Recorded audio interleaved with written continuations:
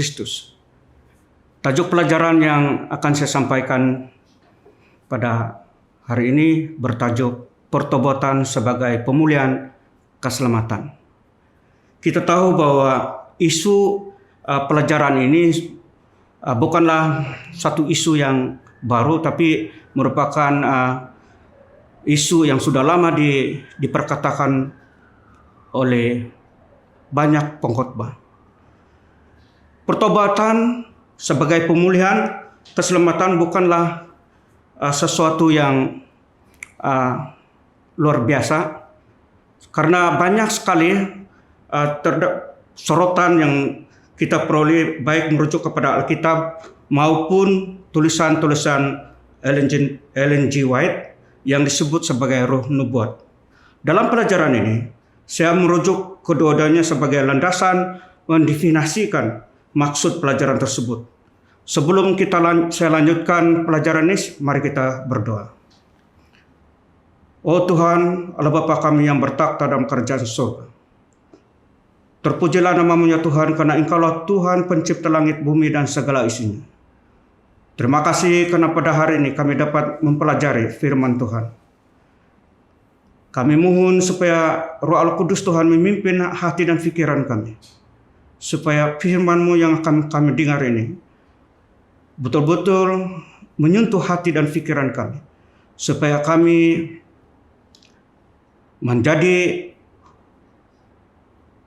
orang yang baru, umat kesayangan Tuhan, menjadi saksi-saksi yang hidup di dunia ini untuk memberitahukan pertobatan kepada semua orang, bukan saja kepada diri sendiri, tapi kepada keluarga kami dan masyarakat yang ada di sekeliling tempat kami. Terima kasih karena Tuhan adalah pelindung dan kubu pertahanan kami. Karena semua ini kami minta dalam nama Yesus Kristus kami berdoa. Amin. Pertobatan yang kita peroleh dalam Alkitab mendefinisikan sebagai mengubah pikiran dan mengakui Yesus dengan sungguh-sungguh sebagai Tuhan dan Kristus. Ini kita dapat peroleh dalam Kisah Para Rasul 2 ayat 38. Manakala pemulihan pula, menurut tulisan Ellen G. White dalam Christian Education, muka surat 122, volume ayat 2, bertajuk pemulihan itu didefinisikan sebagai pemulihan manusia dari kekotoran dosa, mestilah menyeluruh dan lengkap. Manakala keselamatan pula didefinisikan sebagai kita peroleh dalam Kisah pasal 2 ayat 12, Yohanes 3 ayat 16, dan Yohanes 14 ayat 6. Di mana kesemua ayat ini memberikan definisi bahwa keselamatan tidak ada di dalam sesiapapun juga selain di dalam Dia, yaitu Yesus. Sebab di bawah kolong langit ini tidak ada nama lain yang diberikan oleh manusia, hanya olehnya kita dapat diselamatkan. Jadi maksudnya, pertobatan itu merupakan satu perkara yang sangat penting supaya kita atau manusia mengubah pikiran dan mengakui Yesus Kristus sebagai Tuhan dan Juru Selamat. Dan oleh sebab itu maka manusia harus memulihkan hubungan ini, yaitu manusia yang berdosa, yang dikatakan kekotoran dosa, mestilah menyeluruh dan lengkap. Dan Yesus adalah satu-satunya jalan keselamatan. Kita tahu bahwa manusia dikatakan berdosa. Dalam Rom pasal 3 ayat 23 mengatakan bahwa Karena semua orang telah berbuat dosa dan kehilangan kemuliaan Allah. Dan upah dosa itu adalah maut. Seperti yang dikatakan dalam Rom pasal 6 ayat 23.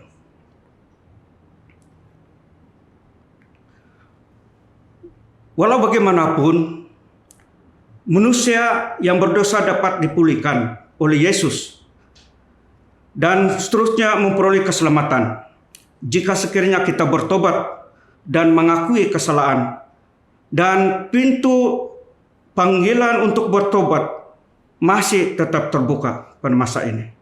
Kita harus mengubah tingkah laku kita dan membaharui cara hidup kita dengan mengubah tingkah laku kita dan membaharui hidup kita dan mengakui dosa kita kepada Yesus. Dalam 1 Yohanes 1 ayat 19 mengatakan, jika kita mengakui dosa kita, maka Yesus adalah setia dan adil.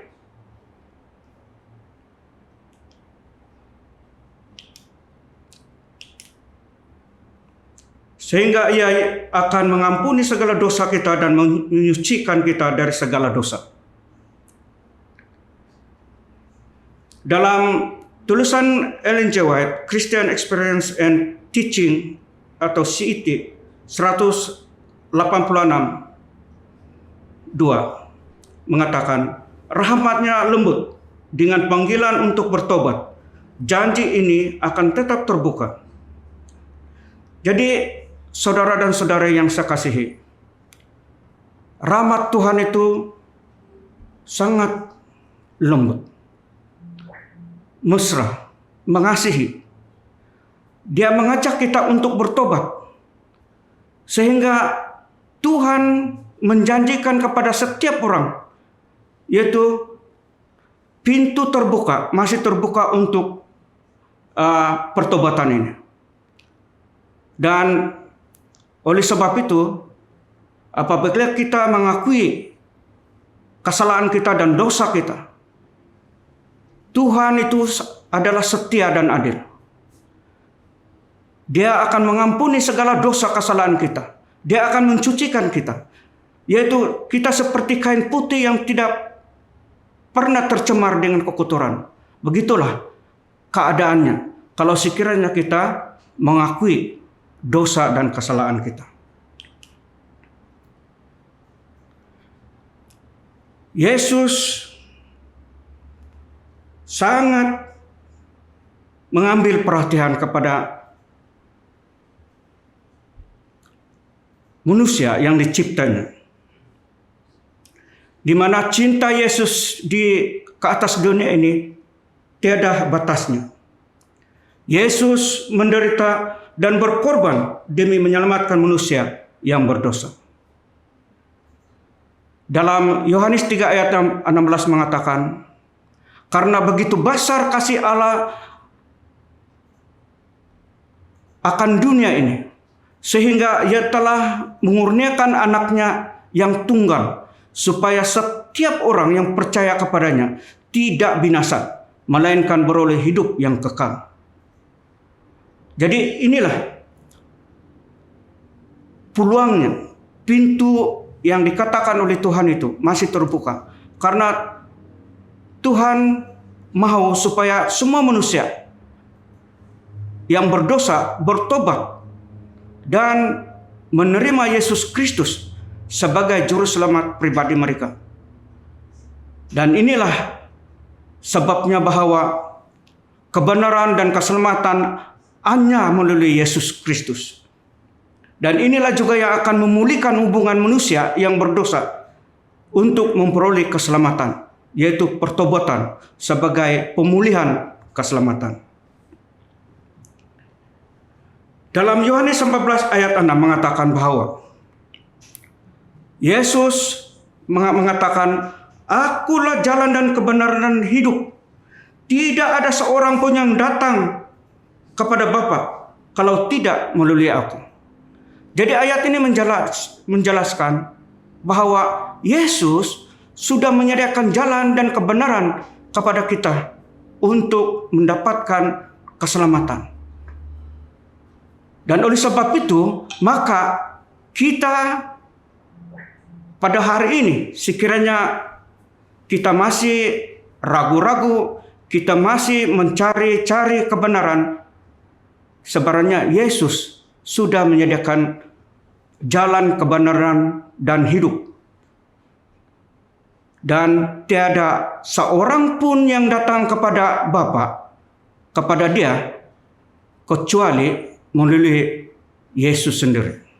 Jadi dalam tulisan Ellen G. White, A Call to Stand Apart, 49:8 mengatakan, ikut jalan di mana Yesus memimpin jalan. Ikut jalan di mana Yesus memimpin jalan. Jadi, saudara dan saudari yang saya hormati sekalian, janganlah lagi kita ragu-ragu atau was-was. Karena ayat ini menyatakan dengan jelas bahwa kebenaran dan keselamatan itu hanya melalui Yesus Kristus. Oleh sebab itu, saudara dan saudari, apabila kita sudah mengakui Yesus Kristus sebagai juru selamat pribadi kita, dan Yesus sendiri merupakan menyediakan jalan kebenaran itu kepada kita semua, kita haruslah membalas jasa Yesus itu dengan mencintai Yesus. Dan janganlah kita lepaskan kepercayaan kita. Karena besar upaya menantikan kita. Seperti yang terdapat dalam Ibrani 10 ayat 35 mengatakan, besar upaya menantikan kita. Dan dalam Ibrani 10 ayat 36 juga mengatakan, apabila kita tidak melepaskan kepercayaan kita yang kita sudah peroleh itu, maka apa yang dijanjikan oleh Yesus itu kita akan memperolehnya. Dan oleh sebab itu, mungkin ada guru-guru palsu yang coba untuk mempengaruhi kita. Janganlah dengar serangan musuh untuk menjauhkan diri dari Kristus. Ellen G. White mengatakan dalam Prophets and Kings 320. Jangan dengar serangan musuh untuk menjauhkan diri dari Kristus. Jadi ini jelas, saudara dan saudari. Apabila kita sudah pegang kebenaran ini, jangan kita lepaskan. Karena hanya Yesus saja dapat kita memperoleh keselamatan yang dijanjikan itu. Dan jangan sekali-sekali kita menjauhkan Yesus sebagai juru selamat pribadi kita. Saudara dan saudari, terima kasih karena mendengar pelajaran ini. Saya berdoa supaya Tuhan akan terus memberkati kita semua dan terus memimpin kita di jalan yang benar melalui Roh Al-Kudus. Mari kita berdoa sebagai menutupi pelajaran kali ini. Tuhan yang bertakhta dalam kerajaan surga, sebentar tadi kami telah mempelajari firman Tuhan yang bertajuk pertobatan sebagai pemulihan keselamatan. Terima kasih karena Yesus adalah jalan dan kebenaran dan hidup. Terima kasih juga karena masih ada masa atau pintu masih terbuka bagi kami untuk bertobat dan melakukan perubahan-perubahan dalam diri kami, tingkah laku kami, agar kami serupa dengan kehendak Tuhan, agar kami dapat memperoleh kekuatan dalam pimpinan Roh Al-Kudus. Terima kasih karena Tuhan memberkati kami semua. Anak-anak, orang muda, alih-alih keluarga, dan ibu bapak semua. Kiranya Tuhan memberkati mereka semua. Terima kasih karena mendengar doa kami ini Tuhan. Terima kasih karena sudah mengampuni segala dosa dan kesalahan kami. Karena semua ini kami minta. Dalam nama Yesus Kristus kami berdoa. Amin.